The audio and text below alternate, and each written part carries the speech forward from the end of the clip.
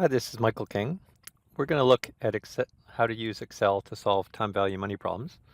In the last very introductory video, I showed you how to use Excel, move around, enter text and numbers, use the Excel function, and also calculate formulas. So I'm going to move more rapidly this time through to show you what I'm doing. Hopefully my Khan Academy skills will have improved. Okay. So a future value of $100 invested at 5% for 3 years. This is slightly different from what we looked at last time. Last time we looked at 4 years. You can see here that the future value is going to be $115.76. Remember that by putting a negative present value, the future value will become positive.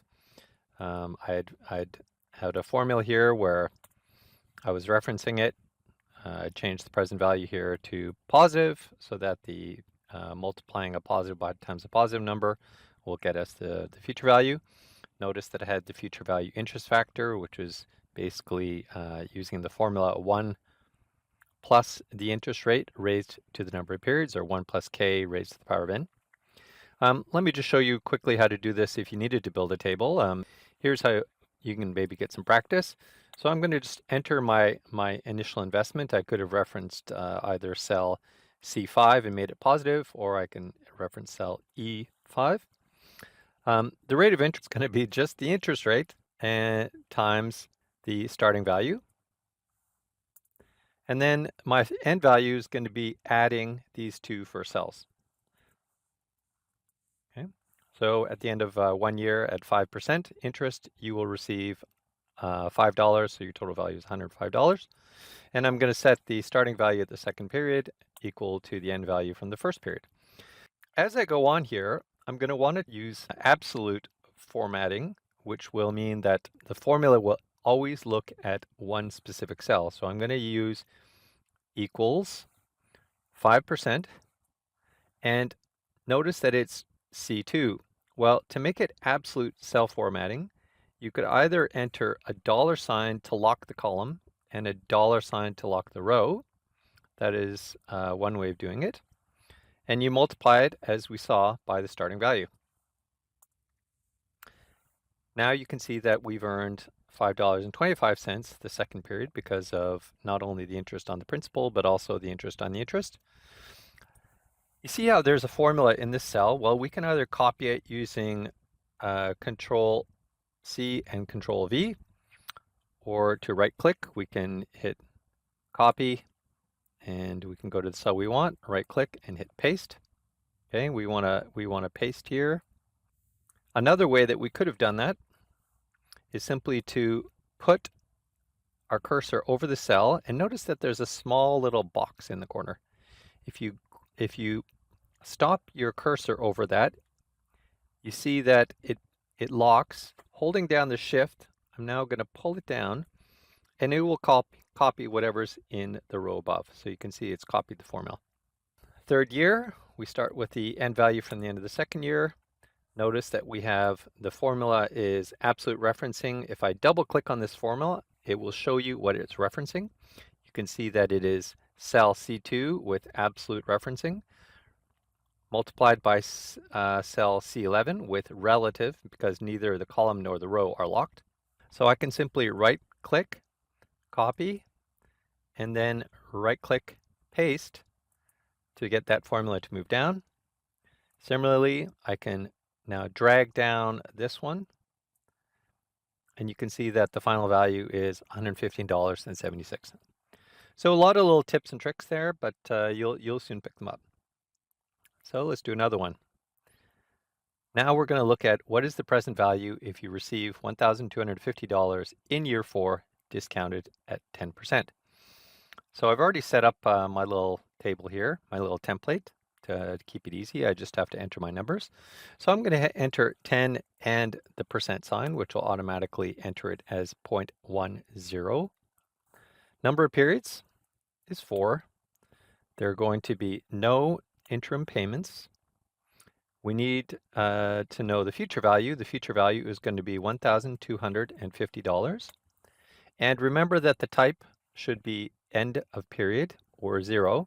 And if you don't enter it into the function, it will automatically put a 0. Now, recall that to enter a function, you can either click on the function button here, or if you know the function, you can simply type =, and start typing the function. And I know that it's PV. As you can see here, the bracket's open.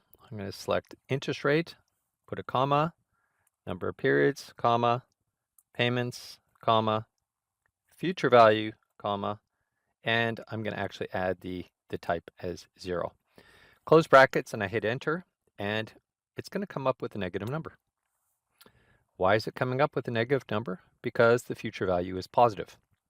Okay, now I'm going to do this also using a present value factor. So I'm going to put in what I had before, present value interest factor, present value interest factor, and present value. Okay, so if I know that my future value is $1,250, to get my present value interest factor, remember it is now 1 over 1 plus the interest rate raised to the number of periods. So it's going to be =1 divided by, now you want to use brackets here because you have to remember that Excel, as in math, will do things strictly in order of priority, which means it will do multiplication and division before it does addition and subtraction.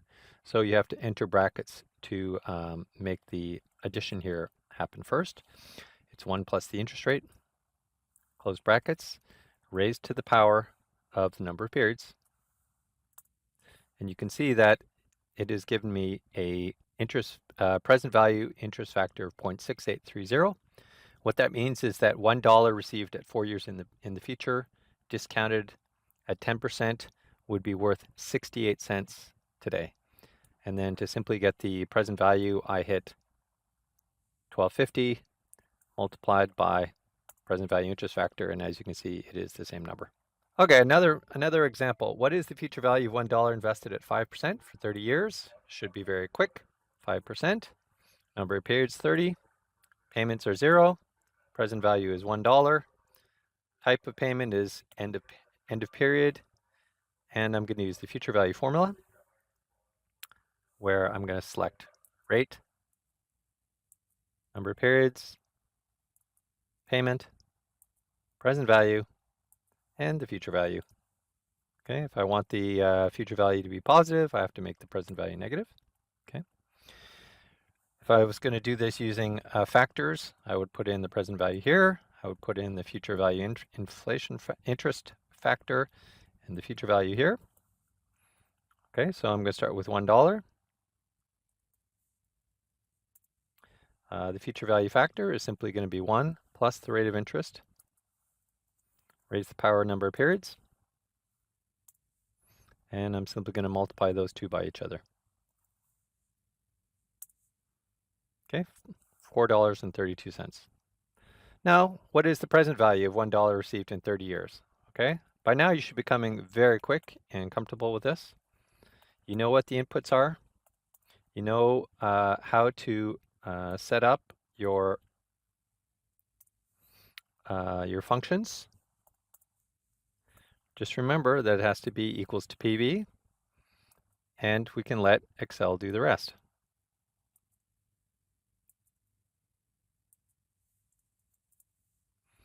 Okay, $1 received in 30 years' time, discounted at 5% for 30 years, is going to be worth 23 cents today. If I was to do it using a formula,